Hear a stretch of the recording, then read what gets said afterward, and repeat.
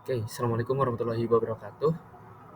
Perkenalkan, nama saya Firjawan Fauzi dengan NIM 2203961. Saya merupakan mahasiswa pendidikan teknik otomotif Universitas Pendidikan Indonesia. Untuk video presentasi ini dibuat untuk memenuhi salah satu tugas mata kuliah sistem manajemen sasis dengan judul Otomotif Sensor dan Aktuator. Jadi kita masuk ke slide berikutnya. Jadi sensor itu apa sih? Sensor merupakan komponen sistem yang menjadikan input yang memungkinkan komputer atau electronic control module untuk melakukan operasi yang membuat sistem berfungsi dengan benar. Dalam kasus sensor, kendaraan biasanya tegangan yang diwakili oleh kode pada prosesor komputer. Jika tegangan ini salah, prosesor akan mengkoreksinya. Jadi, mengkoreksi input yang tidak valid dan juga mencatat kesalahan dari sensor itu sendiri. Nah, kemudian kita masuk ke sensor yang pertama. Di sini ada mass airflow ya. Mass airflow atau MAF, yang dimana sensor ini dapat mengecek komandan pada engine pada sistem injeksi bahan bakar elektronik atau mungkin bisa dibilang sistem AV yang berfungsi untuk mengukur aliran udara yang masuk ke mesin melalui throttle plate. Dan di sini juga ada fungsi utamanya ya, ada 3 fungsi utama yang dimana fungsi MAF itu ada mengukur aliran udara, mengirimkan data ke ECM atau ECU, kemudian yang terakhir pastinya mengontrol rasio udara bahan bakar. Dan ya, untuk sensor MAF itu sendiri ada 2 jenis ya, yang dimana pertama ada vent type atau menggunakan sistem flap sensor, dan yang kedua ada hot wire type, yang dimana di situ ada menggunakan kawat panas platinum yang dipanaskan secara elektrik untuk mendeteksi aliran udara. Bagaimana sih cara kerja dari yang type fan dulu? Di sini ada sensor type fan menggunakan flap mekanis yang dipasang sebelum throttle untuk mengukur volume udara masuk. Dan kurang lebih di sini itu cara kerjanya itu seperti potentiometer. Kemudian yang kedua, di sini ada cara kerja dari type hot wire, yang dimana sensor type hot wire menggunakan elemen kawat panas atau lapisan film yang dipanaskan hingga suhu tertentu. Atas udara masuk, saat udara mengalir, elemen tersebut mendingin, sehingga daya yang diperlukan untuk mempertahankan suhu berubah sesuai massa udara yang mengalir. Dan ya, ada masalah umum yang terjadi pada fan type dan juga hot wire. Kita mulai dari fan type. Yang pertama ada kebocoran udara, kemudian yang kedua kotoran yang menyumbat dari flap itu sendiri yang mengganggu dari potentiometernya, kemudian kerusakan akibat backfire yang terjadi pada ruang bakar dan menuju ke intake. Kemudian yang berikutnya ada hot wire, penumpukan kotoran pada elemen panas, dan juga yang kedua ada sensitivitas terhadap kelembapan udara. Nah, ketika kita berbicara MAF, pastinya itu juga berkaitan dengan MAP, yang dimana sama-sama mengukur dan juga membantu ECU untuk mengatur rasio udara bahan bakar. Dan MAP itu sendiri memiliki beberapa jenis, yang dimana ada strain gauge map sensor, variable capacitance MAP sensor, dan juga yang terakhir ada variable inductance MAP sensor. Dan apa sih perbedaannya? Mungkin kita masuk ke slide berikutnya. Yang pertama di sini ada strain gauge map sensor, yang dimana sensor ini menggunakan membran silikon tipis yang defleksinya dipengaruhi oleh tekanan manifold. Dan ini menggunakan sistem sinyal keluaran dihasilkan menggunakan jembatan Wheatstone. Kemudian yang kedua ada variable capacitance MAP sensor, yang dimana sensor ini menggunakan perubahan kapasitas antara dua plat yang dipengaruhi oleh perubahan tekanan manifold, dan perubahan ini dikonversi menjadi sinyal listrik. Dan berikutnya ada variable inductance MAP sensor. Sensor ini mengandalkan perubahan induktasi kumparan yang disebabkan oleh perubahan posisi silinder besi akibat tekanan manifold yang mengubah frekuensi keluaran yang bisa diterjemahkan sebagai tekanan manifold.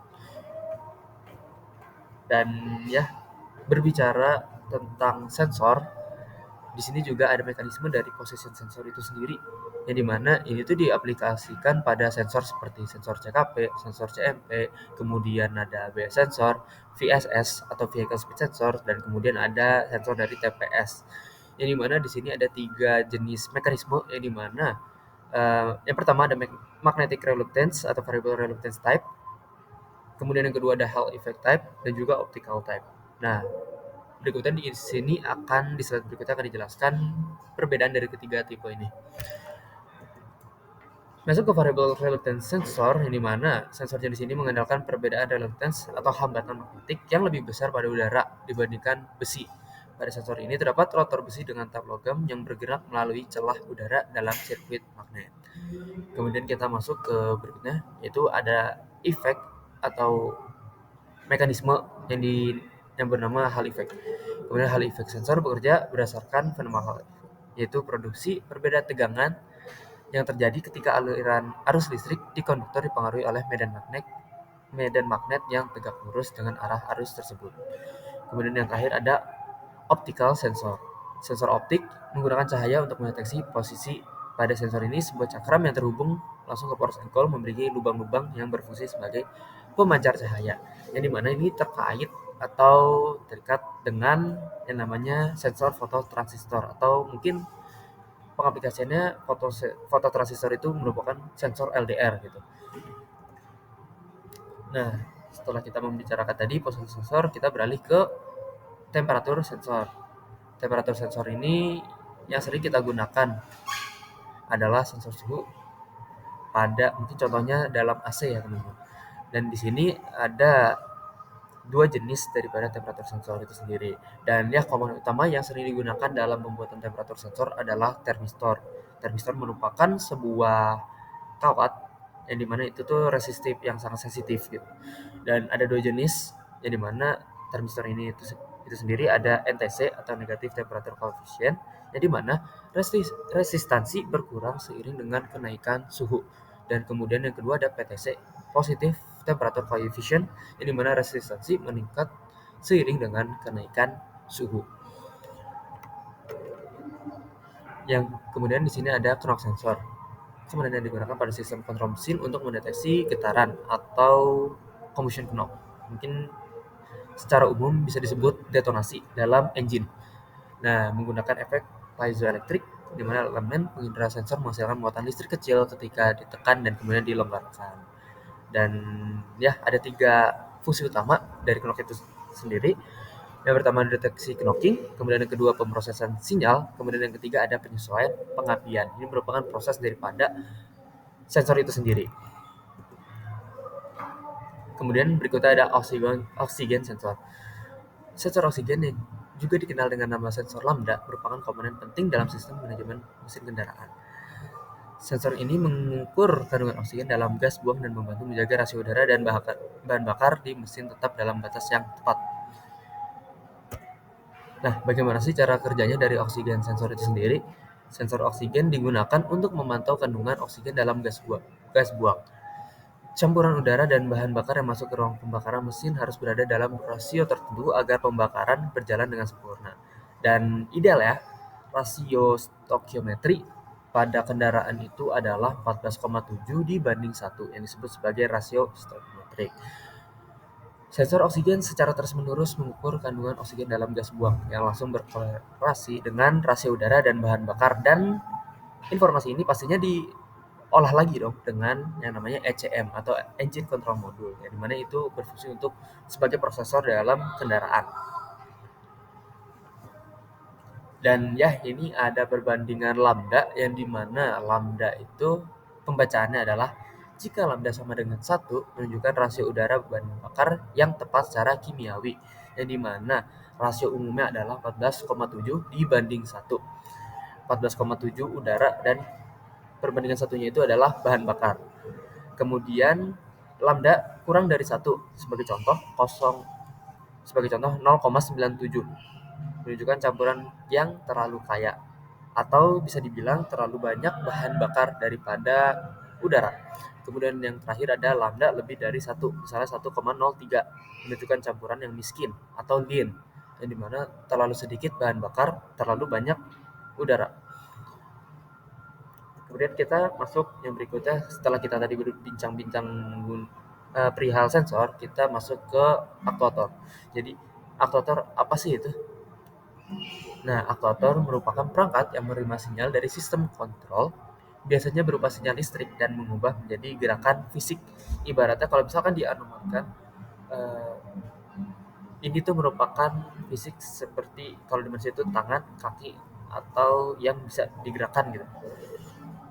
Dalam sistem otomotif, aktuator berfungsi untuk mengendalikan berbagai komponen mesin dan sistem kendaraan dengan cara mengatur aliran ban, gas buang, atau aliran udara. Aktuator dioperasikan oleh ECM atau Electronic Control Module. Dan ya ini dia, ada dua tipe teknis kerjanya daripada aktuator itu sendiri. Dan yang pertama ada solenoid, yang kedua ada motor operated. Di mana solenoid itu lebih ke arah mekanikal dan motor operated itu lebih ke arah elektroniknya. Nah, ini dia ada gambar dari solenoid operated actuator, yang dimana solenoid operator actuator berfungsi menggerakkan sebuah komponen dengan cara menarik atau mendorong menggunakan gaya elektromagnetik. Pada aktuator tipe solenoid, kontrol dapat dilakukan dengan dua cara, yang dimana ada duty cycle dan juga pulse width modulation atau PWM. Mengatur berapa lama solenoid duty cycle berfungsi mengatur berapa lama solenoid menyala dalam satu periode waktu. Misalnya semakin besar duty cycle, semakin lama solenoid bekerja dan semakin besar gerakan yang dihasilkan. Kemudian PWM mengontrol solenoid dengan cara memberikan pulse yang lebih cepat atau lomba. PWM memungkinkan pengaturan yang lebih halus dan lebih presisi terhadap gerakan solenoid. Dan yang terakhir ada yang namanya motor operated actuator. Stepper motor ini bekerja dengan langkah-langkah kecil untuk memberikan kontrol yang presisi terhadap posisi valve atau komponen lainnya. Setiap puls listrik menyebabkan motor bergerak dengan sudut tertentu, memungkinkan pengaturan posisi yang sangat tepat. Sebagai contoh nih, pengaturan posisi yang sangat tepat itu adalah ketika sebuah motor stepper dapat memutar 7,5 derajat per langkah, sehingga satu putaran penuh membutuhkan 40 langkah. Dan ini memungkinkan sistem kontrol untuk mengetahui posisi valve dengan menghitung jumlah puls yang diterima dari motor itu sendiri. Kemudian, motor DC reversible atau permanen magnet, motor ini digunakan untuk bergerak yang lebih kuat dan dapat dibalik arah. Biasanya digunakan pada aktuator yang membutuhkan gerakan linear atau rotasi yang lebih besar gitu. Dan ya, ini merupakan pembahasan terakhir teman-teman. Oke, mungkin cukup sekian dari presentasi saya. Saya ucapkan terima kasih. Wassalamualaikum warahmatullahi wabarakatuh.